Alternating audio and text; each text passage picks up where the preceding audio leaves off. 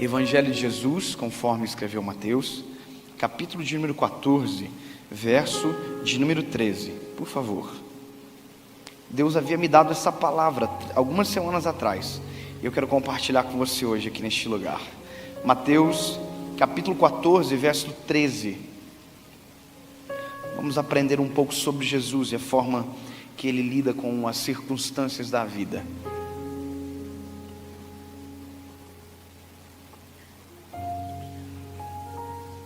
Gostei, legal. Tempo de criar algo novo. Uau, gostei. Mateus capítulo 14, verso 13. Vamos ler. Ouvindo o que havia ocorrido, Jesus retirou-se de barco em particular para um lugar deserto. Ponto. Você entendeu o que é isso? Ponto. Vou ler de novo. Ouvindo o que havia ocorrido, eu vou dizer o que aconteceu. João Batista havia morrido, tinha sido assassinado pelas mãos de Herodes. Ok? Então, quando Jesus, ouvindo o que havia ocorrido, Jesus retirou-se de barco, em particular para um lugar deserto. As multidões, ao ouvirem falar disso, saíram das cidades e o seguiram a pé. Feche os seus olhos. Pai, nós queremos aprender de Ti, sobre Ti, Jesus. Fala conosco neste lugar, derrama sobre nós a Tua presença, do Teu Espírito Santo, e que possamos compreender, Senhor, a forma correta de lidar com a vida e como a vida é. Jesus, por favor.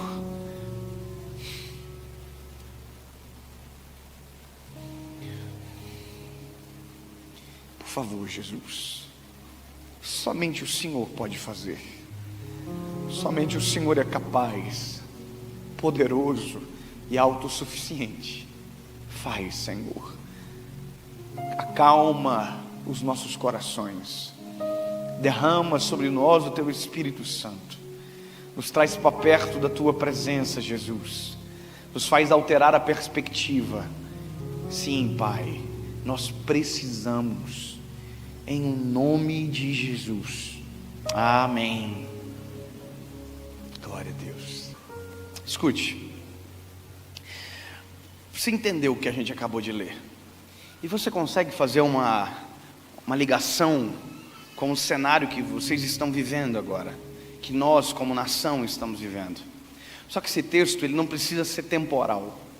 Se não tivesse acontecido o que aconteceu alguns dias atrás, ele poderia ser pregado igual. Porque por mais que ele esteja correlacionado com um fato, ele também está correlacionado com a nossa vida. Ele também está associado a uma realidade comum, a nossa realidade, como ser humano. Porque nós precisamos aprender a lidar com a vida, com as crises da nossa história. E ninguém está imune de viver algo ruim, ou um dia mau. Sabe, não existe pessoas liberadas de o dia mau, da chuva, do sol.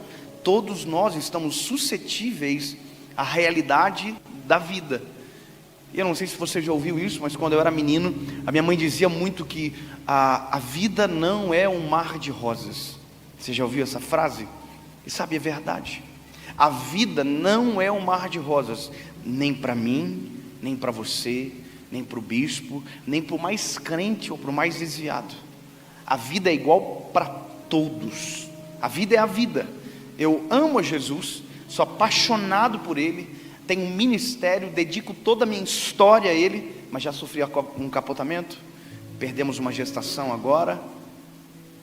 Ou seja, amar Jesus não me exime dos reflexos de uma vida.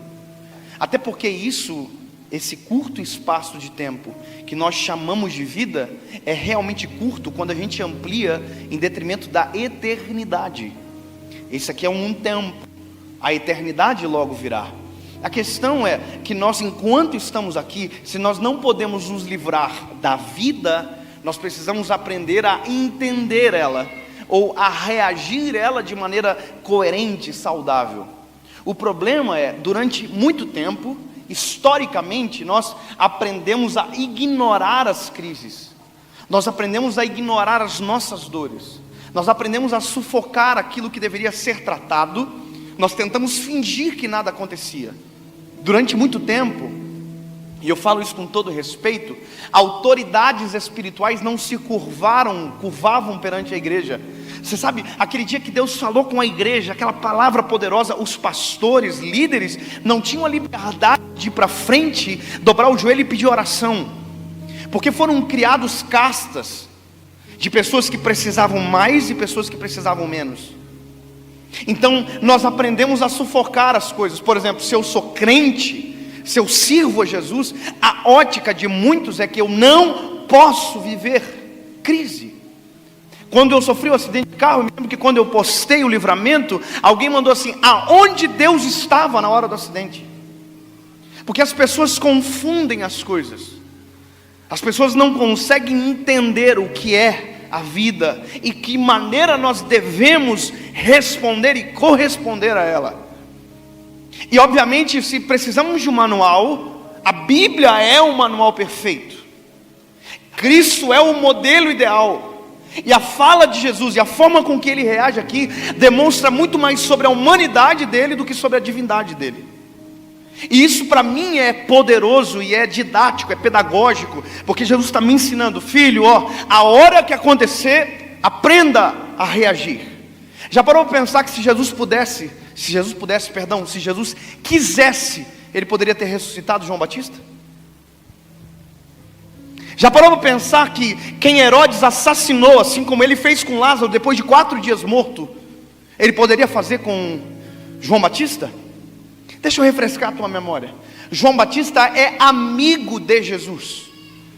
João Batista, o primeiro contato que teve com Jesus foi no ventre da mãe dele. Já pensou que loucura? Isabel está grávida de João Batista no 6º mês. Quando Maria chega gerando Jesus, já gestante, quando ela saúda Isabel, a Bíblia diz que o neném que está dentro do ventre dela salta de alegria. Ou seja, ali nascia um vínculo poderoso e sobrenatural entre João Batista e Jesus. Sabe, João Batista é aquele ministério do nazirelato, aonde ele está recluso no deserto. A ligação dele não é na sinagoga, a ligação dele é no deserto. O ministério dele acontece onde ninguém enxerga. O ministério dele acontece onde ninguém o percebe. A Bíblia diz que Jesus o colocou como Elias de Deus. Aquilo que Elias fez no Velho Testamento, João Batista está fazendo no Novo. João Batista é a voz que clama no deserto. João Batista é a voz que proclamava a chegada de Jesus. Desde o primeiro dia do ministério de João Batista, o que ele fazia foi apresentar Cristo, a chegada, abrir o caminho. E a Bíblia diz que quando Jesus chega às margens do Rio Jordão, aonde João Batista está batizando, quem tem o privilégio de batizar Jesus é João Batista. Você já imaginou que coisa extraordinária? Olha o vínculo. A Bíblia diz que João Batista diz: olha, vem alguém após mim que é maior do que eu, cujo qual não tenho o direito de atar as alparcas. E esse era Jesus. E Jesus chegou e deu o privilégio para ele. Olha o vínculo, olha a amizade profunda, olha que coisa extraordinária acontecendo. E esse amigo de Jesus é assassinado. Esse amigo de Jesus é decapitado. E a notícia chega para Jesus após o sepultamento. Jesus não tem o privilégio de despedir. Então a notícia chega para Jesus, nós temos que pensar o seguinte: a notícia chega para ele e nós temos que entender que Jesus é homem. Jesus é humano, ele tem divindade, mas é humano. E se não fosse humano, não teria jejuado para ir para o deserto. Se não fosse humano, não teria chorado em João 11:35. Se não fosse um homem, não teria suado gotas de sangue. Se não fosse homem, não teria medo na cruz em dizer: Pai, por que me desamparastes? Se não fosse homem, não teria demonstrado humanidade. Se não fosse homem, não teria dito para nós: ei, tem de bom ânimo, porque eu venci o mundo. Ele não está dizendo: eu venci como Deus, eu venci como homem, eu venci a parada toda. Pode olhar para mim que vai dar certo. Pode olhar para mim que vai conseguir. Sabe, o ensinamento dele é como Deus, mas a prática dele nos ensina como homem. Ele venceu. Agora você imagina o conflito de Jesus ao receber uma notícia como essa. O lado divino dele tem poder de ir aonde João Batista está e colar os membros. Mas o lado humano de Jesus precisa nos ensinar a lidar com as crises. Isso aqui eu acho extraordinário, porque a partir de agora começa uma lição totalmente diferente do que a gente ouviu a vida inteira. Deixa eu te contar com todo respeito. Ouvi uma história agora, semana, de alguém que foi traído, sofreu adultério dentro do seu casamento. E quem aconselhara na minha frente essa pessoa. E ela dizia assim: olha, continue pregando, que Deus vai te dar vitória. Continue fazendo, que Deus vai te dar vitória. Não pare. E aí quando a pessoa terminou, eu chamei e falei assim: esse não é o conselho certo. Não é para continuar, é para parar. Como assim? Eu vou morrer? Não. Você está respeitando o tempo. Durante muito tempo, a gente não aprendeu a respeitar a nossa humanidade. A gente começou a internalizar as coisas. Tem gente que vive hoje, que é amargo, que briga no trânsito, e você não sabe, mas aquilo é reflexo de doenças maiores dentro. Gente que não sara as feridas, gente que não permite que as dores sejam sepultadas, que carrega como um sepulcro caiado a dor. Sabe, eu conheço pessoas que choram a morte, que choram as percas, que choram os fracassos, as falências até hoje. Foram anos atrás, mas como continua andando, a única coisa que ele tem tempo para fazer é reclamar, é ser saudosista. Ele não se sara porque não para e não se respeita. Sabe, eu vendo quem estava aconselhando, parecia tão lindo, tão bonito, mas não é a lógica do ser humano. Nós não podemos fingir que nada aconteceu. Nós não podemos passar por cima, porque quando passamos por cima, estamos passando por cima do nosso coração. Nós estamos fingindo.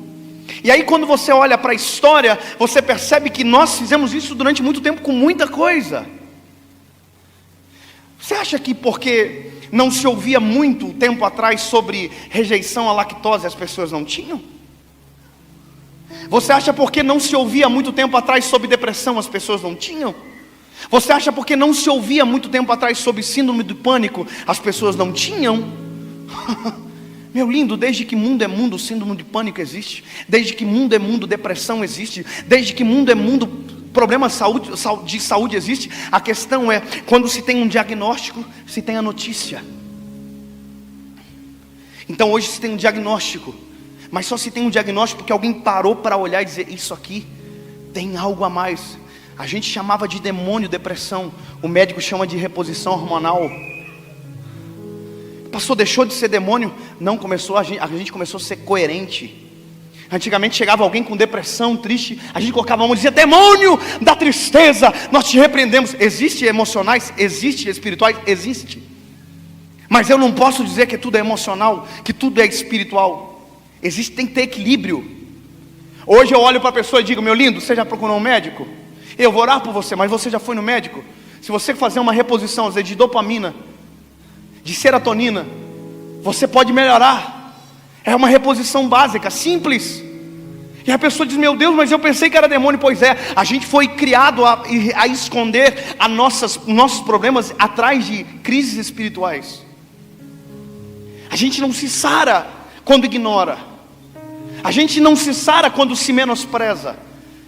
Hoje, no mês de outubro, milhões de mulheres estão deixando de morrer em dias seguintes, simplesmente porque estão indo na frente do espelho, colocando a mão, se tocando para ver se não tem algo.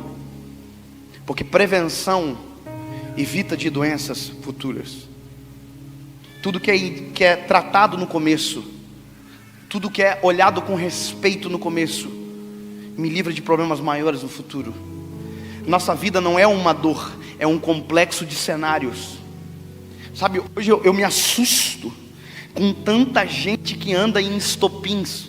Já viu que uma faísca explode? Eu estava no shopping saindo há 2 semanas atrás, pastora. Eu estava no meu carro aqui, eu saí do shopping e parei. Aí parei no carro e fui mexer no meu celular para colocar no GPS o endereço que eu precisava ir. Um carro parou atrás e buzinou. Falei: caraca, meu Deus do céu, eu já vou sair. Aí eu olhei e fiz assim: desculpa. Aí a mulher não viu, uma mulher e outra mulher no carona. E aí elas passaram por mim, eu abri o vidro assim, sorrindo e disse: me pede desculpa. A mulher colocou a mão para trás e para fora e pá, você sabe. falei, caramba, eu estou pedindo desculpa, não provocou absolutamente nada, mas olha como as pessoas estão enfermas. Sabe o que é isso? Isso é o cheiro da lepra. Isso não é a lepra, isso é o cheiro. Sabe, todos esses sintomas não são as doenças principais, isso são cheiro de uma doença maior na alma. Esses dias eu estava eu e minha esposa no carro, um carro parado na frente, agora quem buzinou foi eu e minha esposa. O semáforo abriu, o carro não abriu, sabe buzinadinha de aviso? Aquele bebê. Não, saiu dois caras dentro do carro para vir para cima de mim. Eu estou muito, meu Deus. Falei, dei a ré aqui, ó, vazei. Falei, tá maluco? Eu vou ficar para apanhar? Porque com certeza eu ia apanhar. Mas sabe o que é isso? Isso são sintomas de pessoas que estão vivendo em crise, andando em crise, correndo em crise, vivendo em crise, não se respeitam. E aí eu olho para Jesus, e o exemplo dele é totalmente o oposto da nossa prática. Enquanto a gente pensa que tem que continuar, enquanto a gente pensa que tem que fazer, a Bíblia diz que Jesus, que tem a missão de nos salvar, ao receber a notícia, Jesus entra dentro de um barco e em secreto, sozinho, vai para o meio do mar. Já parou para pensar que o modelo de Jesus resolver é o ideal e que para a gente, historicamente, demonstra fragilidade? Já parou para pensar que Jesus nesse momento não está pregando para ninguém, não está evangelizando, curando ninguém, Ele está sarando a si próprio, Ele está se encontrando, Ele está se reconhecendo, porque se Ele não se sara lá, a gente estaria morto aqui. Se Ele não se recupera lá, quem estava na praia esperando não seria curado. Meu lindo, não tem como continuar qualquer missão se dentro de nós houver uma crise, houver uma tempestade acontecendo. Tempestades foram feitas para serem aplacadas e não, administradas, e não alimentadas. Posso te dar um conselho? Chega uma hora, você tem que parar de falar. Chega uma hora, você tem que parar de ser portador de uma notícia. Resolva-se, sara. Chega uma hora e diz, irmão, não precisa mais falar disso. É ignorar? Não, é sarar, é viver o processo. Se você precisa de pausa, e agora eu estou tirando todo o cenário que aconteceu essa semana, estou falando da sua vida, estou falando de você. Chega uma hora que nós temos que nos olhar e precisamos nos sarar. Há um livro do John Bevere chamado A Isca de Satanás, e ele fala no livro algo interessante. Ele diz que o maior problema da igreja é a pessoa ofendida, é a ofensa. Gente que anda carregado porque não se sara, gente que anda carregado porque não perdoa, gente que anda carregado porque não consegue administrar uma crise, no sentido de vencê-la. Quantos de nós que vivemos dias dramáticos, não dormimos mais direito, não conseguimos colocar a cabeça no travesseiro e dormir, mas mesmo assim estamos tentando dormir? Será que o ideal antes de dormir não era tentar acordado, tentar resolver aquilo que está tirando o nosso sono? Será que o ideal às vezes não era um pouco de silêncio? Será que talvez o ativismo não precisava ser paralisado pelo respeito àquilo que nós somos humanos? Vou te dizer uma coisa, eu sou pastor, eu tenho 28 anos de idade, eu sou casado há 8 anos com a mesma mulher, eu tenho um filho, o nome dele é João, e volta e meia eu preciso dar uma pausa em áreas da minha vida para resolver problemas que na frente poderiam ser maiores. Eu e minha esposa, a gente é humano, a gente é lindo no Instagram, é bonitinho, porque a gente nunca vai postar a nossa briga, a gente só vai postar quando a gente faz as pazes. Mas deixa eu te dizer uma coisa, a gente tem crise. Sabe o dia da mulher? No dia da mulher a gente brigou. Olha que engraçado. Tivemos um conflito. À noite, eu fui deitar, estava no quarto de visita, deitado, mexendo no celular. Pensei o seguinte, sabe uma coisa? Se eu ficar aqui, eu estou abrindo uma brecha para que aquilo que começou pequeno, amanhã seja ainda maior. Pausar para resolver as pequenas crises, os pequenos conflitos. Nada começa grande, as coisas começam pequenas. Eu voltei para o meu quarto, deitei no ladinho dela, meu filho estava no nosso meio. Peguei o meu pé assim, ó. Aqui, ó. Encostei nela. Ela olhou para mim assim, abriu um olhinho, olhou para mim, fechou. No outro dia eu ia viajar, tinha uma carta dela na minha Bíblia e tinha uma carta para ela também. A gente precisa resolver as nossas crises. Você vê como a vida, ela precisa ser parafraseada para que a gente entenda que tudo às vezes é nada e que nada às vezes é tudo. Que às vezes a gente está reclamando das coisas grandes, mas a grande tempestade dentro da nossa vida são verdadeiramente pelas coisas pequenas que não foram saradas, que não foram resolvidas, que não foram respeitadas. Sabe, eu só vim te dizer uma coisa aqui neste lugar: respeite o tempo, respeite a tua história, respeite as crises, resolva-se, sare, sepulte a dor, porque senão vai passar anos, vai passar a sua história. E lembra, eu estou desconectado de uma realidade que aconteceu agora, eu estou falando da sua vida como um todo. Você precisa sarar. Sabe, você precisa demonstrar fragilidade. Como eu dizia aqui, olha, a gente como é pastor, a gente não pode vir para frente às vezes. A gente, você porque pensa que é crente, não precisa, sabe, não, pelo contrário. Nós temos algo maravilhoso, que é o poder de ser consolado no lugar certo, de ser sarado no lugar certo. Sabe, nós temos a habilidade, se quisermos, de nos reconhecer e encontrar a fragilidade que foi quebrada e que precisa ser restaurada. Eu acho maravilhoso porque Jesus, veja, olha a pompa de todo mundo em volta dele. Ele é o Salvador, ele é o Messias, milhões de pessoas o seguiam, e de repente esse homem que é seguido por milhões, abandona. É estranho, mas é a realidade. Ele abandona.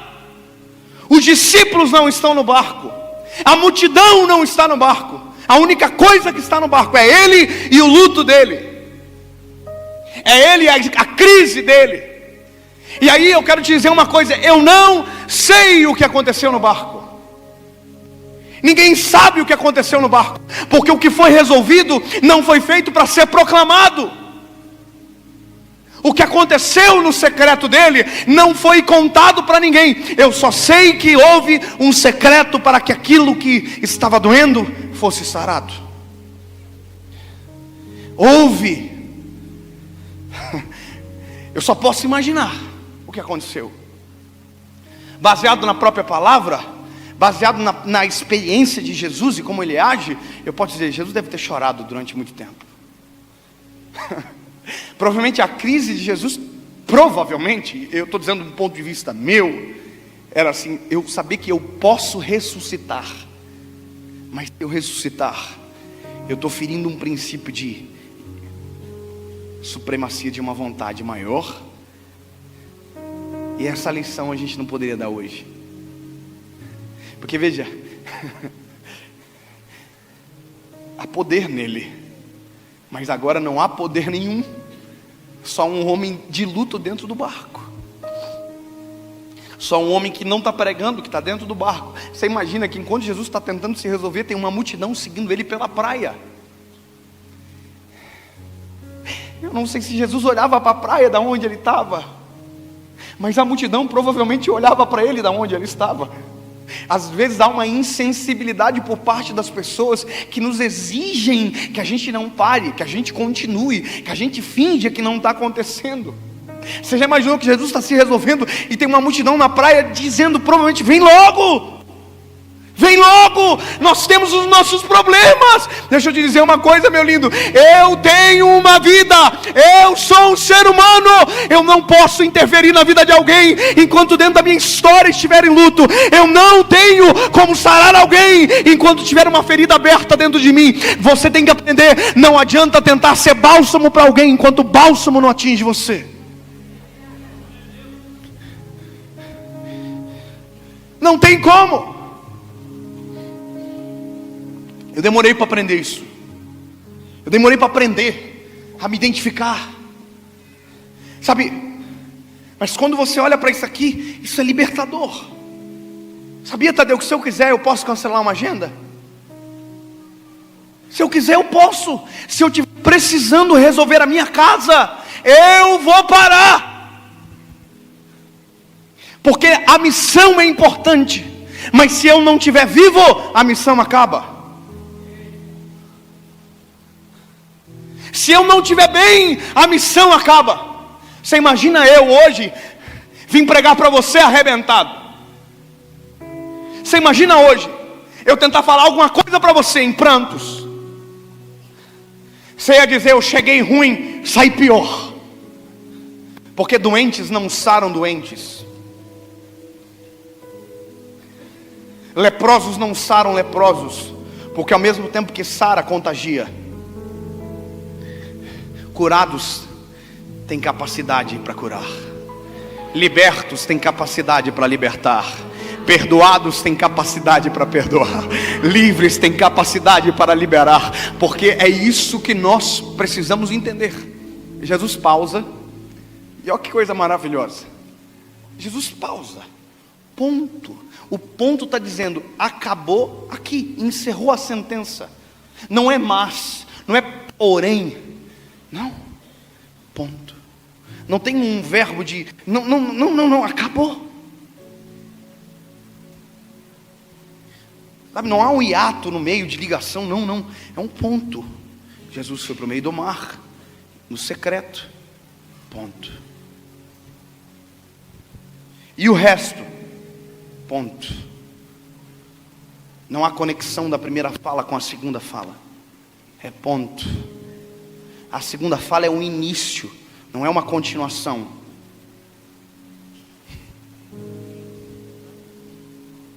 Não é a continuando, não, é início. É uma nova sentença, é uma nova frase, uma nova oração, como queira. É novo. Aí só que o novo é fantástico. E acho que esse novo vai inspirar você aqui essa noite. Eu acho não, eu tenho certeza, o novo vai inspirar você. Eu não sei como está o seu coração em relação à sua história, em relação ao caos que aconteceu, em relação à sua vida, em relação à sua trajetória. Mas eu só vim te dizer uma coisa, se você precisa pausar, pausa agora. Para. Se você precisa chorar, tranque a porta do quarto, chora, respeita você. Sabe, se você precisar não falar com ninguém durante 10 dias, não fale com ninguém. Mas esteja acompanhado de quem consola você, de quem transforma você. Sabe, não se isole dele. Se você precisar se isolar de mim, se isole de mim, se isole de alguém. Mas dele você não pode se isolar. Mas permita-se sarar. Ponto. Entendeu? Ei, ponto. Quando acabar, acabou. Ponto. Pastor, não dá para apagar da memória. Não dá para apagar da memória, mas dá para passar por ela sem doer. É possível. É um exercício, mas é possível. É possível crer na novidade de Deus. É possível crer na soberania do Senhor. É possível crer que se está curado, acabou. É possível crer que se está sepultado dentro do meu coração, a dor acabou. É possível. E quando acabar, ponto, começa a missão. Começa a viver. Olha para quem está do seu lado e quando acabar, olha para ele, coloca, por favor, diga, quando acabar, se tem algo para acabar, começa a viver. Para de só existir. para de sobreviver, começa a viver. Perdoa hoje para ser perdoado amanhã. Começa a se liberar, começa a se perdoar, começa a se sarar, começa a, se libertar da prisão. Ei, Jesus está voltando para a praia.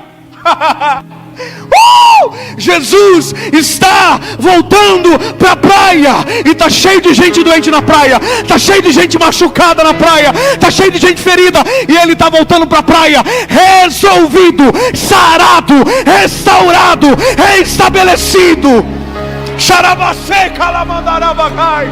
Ele está voltando para a praia, mas está voltando completo, está voltando integral. Ele está.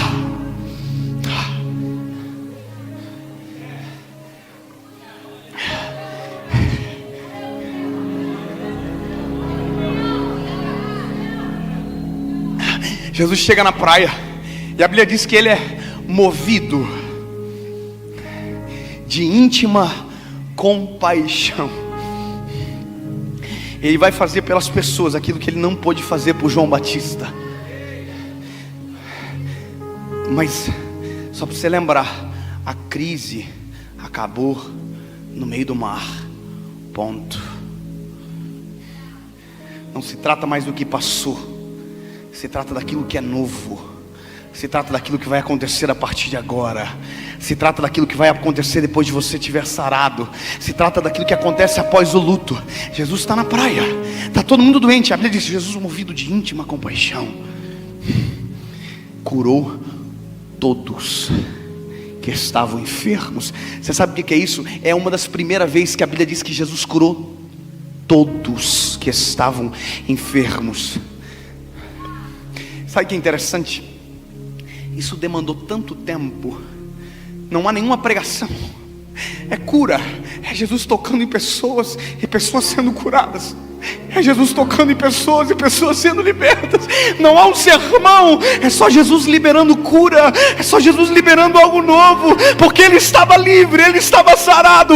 Não há uma pregação estranha, extravagante, não.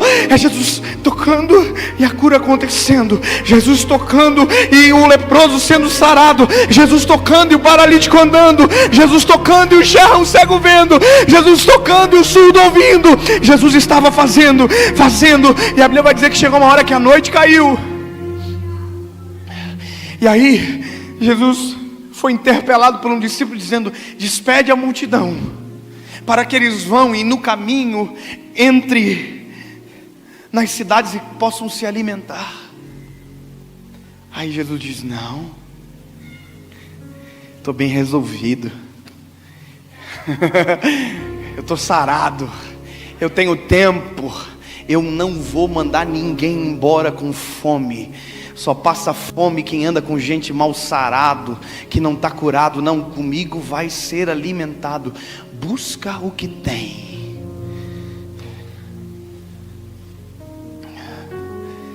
Trazem para Jesus 5 pães e 2 peixinhos.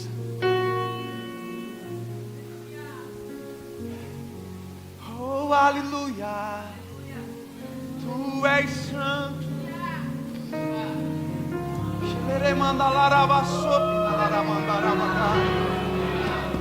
Tu és santo.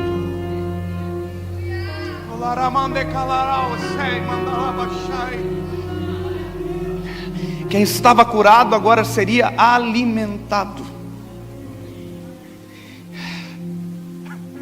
Oh, aleluia.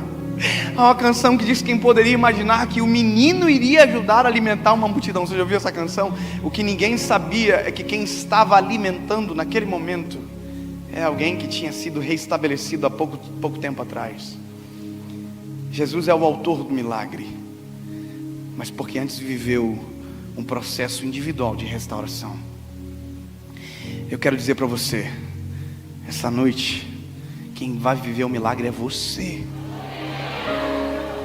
É você que está aqui. É para você. Às vezes a gente vem para o culto e diz: ai, como eu queria que o fulano estivesse aqui. Ei, eu trouxe você. É para você. é para a sua história, é para a tua vida, é para você. Jesus.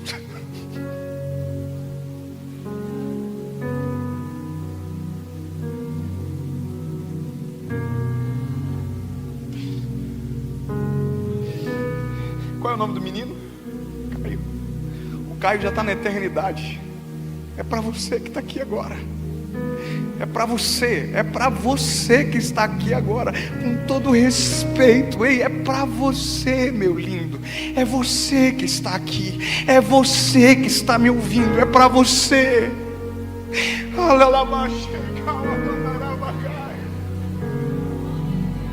É tempo de sarar o teu coração. Eu vou fazer uma pergunta só. Se você precisa resolver o seu coração, se há crises dentro de você que tem te atormentado, que tem impedido você de continuar a viver, de começar a viver, aonde você estiver, sai do seu lugar e vem para frente. Eu quero orar por você agora. Vem.